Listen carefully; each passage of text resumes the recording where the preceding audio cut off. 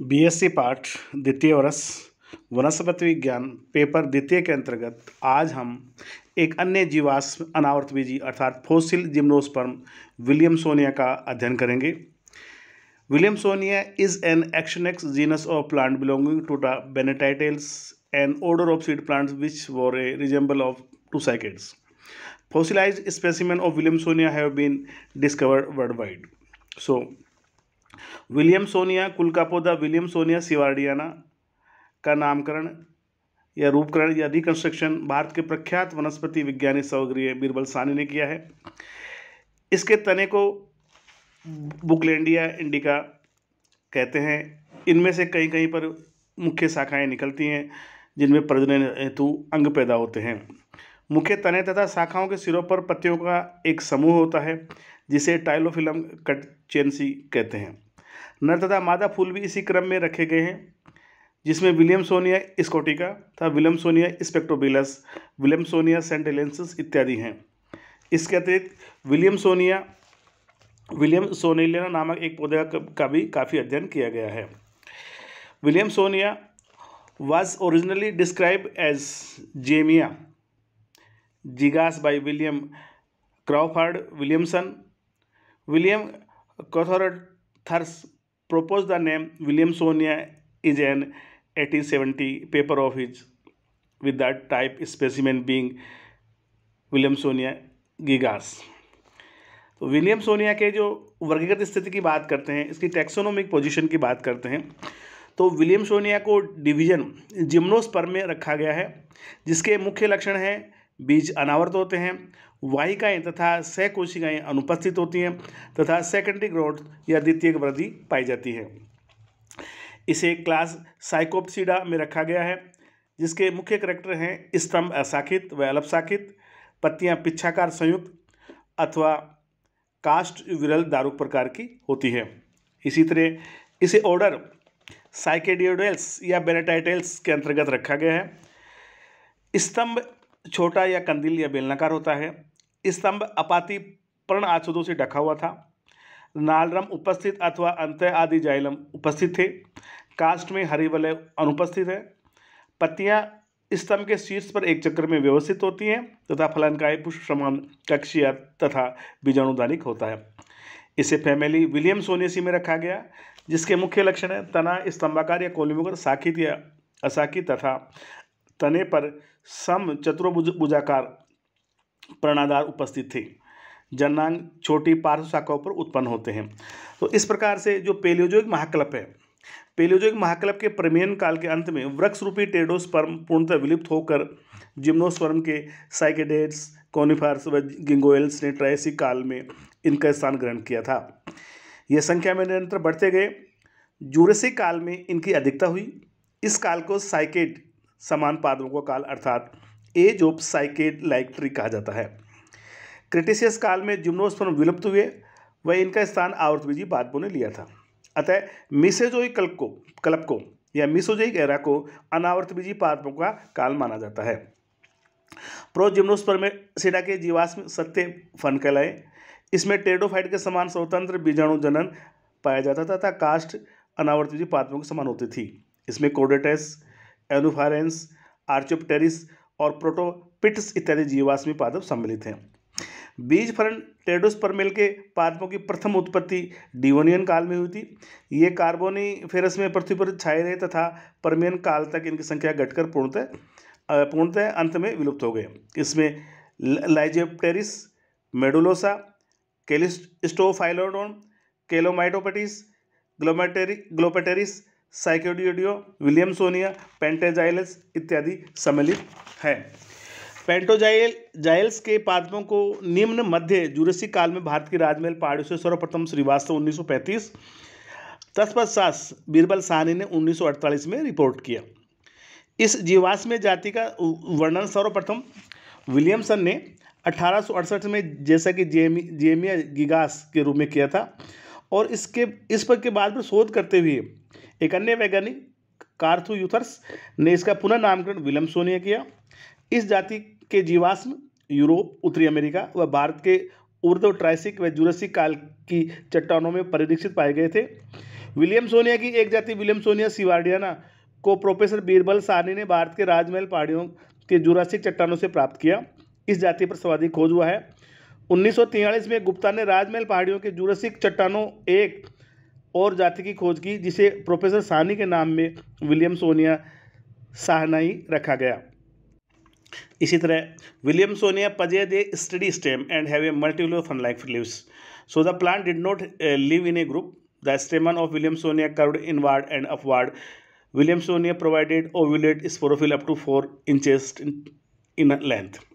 In stalked seeds would have grown from a central receptacle, and the entire cone of Williamsonia would have been surrounded by a protective bracts, which are often the only part of the plant to undergo fossilization. The cones of Williamsonia were monosporangiate. They were cup-shaped and could be up to 50 centimeter in diameter. As many as 25 to 50 ovules could be presented in each cone. The development of the ovule appeared to be similar to that of Psychodidae. So the anatomically preserved cone of Williamsonia has been discovered in Campanian rocks of Vancouver Island. This was the first reproductive structure of the Williamsonia to be removed from western North America. Benatiles cones at centimeter 3.1 in length and 6 centimeter in diameter from the Croto Formation of Brazil may belong to the Williamsonia, as well as the fonts from the Gripthor beds of Saiton, England. So हम इनके जो लक्षणों की मुख्य बात करते हैं, आपके सामने ये रिकंस्ट्रक्टेड विलियमसोनिया सीवार्डियाना जो पादप है वो बनाया गया है। इस पादप का पुनर्निर्माण करने पर यह पाया गया है कि स्तंभ है इसमें वो लगभग 2 मीटर ऊंचा होता था। यह पुष्ट बेलनाकार शाखी था। इसके शिखर पर पत्तियों का एक समूह पाया जाता था। इसके शिखर पत्तियों के समूह के चक्र में पाए जाते थे। इसकी जो पत्तियों का अध्ययन है वो टाइलोफिलम, टेरोफिलम, ऑटोमाइटिक और डिक्टियोजेमाइटिस के अंतर्गत इनका अध्ययन किया जाता है। या फोरम जीनस या फोरम वंश के रूप में अध्ययन किया जाता है। इनके स्तंभ पर यह देखा गया कि चिरलग्न पर्णधार अर्थात परसिस्टेंट लीफ स्कर्स हैं वो पाए जाते हैं। बड़ी बड़ी पत्तियों के चिन्हों के लार्ज स्कर के साथ साथ नुकीले लंबे सलग पत्र के छोटे चिन्ह भी यहाँ पर देखे गए हैं। स्तंभ पर शाखाएं उत्पन्न होती हैं जो आधार पर कुछ पतली होती थी। इन शाखाओं पर शीर्ष पत्तियां चक्र में लगी हुई होती थी। शाखाओं पर भी पर्णाधार व सलग पत्र होते थे। आधार की ओर पतले हिस्से से शाखाएं टूटकर संभवतः प्रोपेगेटिव सूट का कार्य करती थी। कुछ पार्श्व शाखाओं पर जनन हेतु यूनिसेक्सुअल जननांग लगते थे। पादप एक लिंगाश्री होते थे। अर्थात it is a tree was about 2 metre in heights. Its trunk was columnar and branched and having crown of leaves in its apical parts. Stem was covered with armor of leaf bases like cycas, and lateral branches were also present at some places. So the persistent rhomboid leaf bases were present on the lower portion of stem. The crown of pinnate leaves was mixed with pointed scale and venation was parallel. In place of a large leaves on the stem, there were leaf scars, among which these are small scars caused by the pointed scale present on them.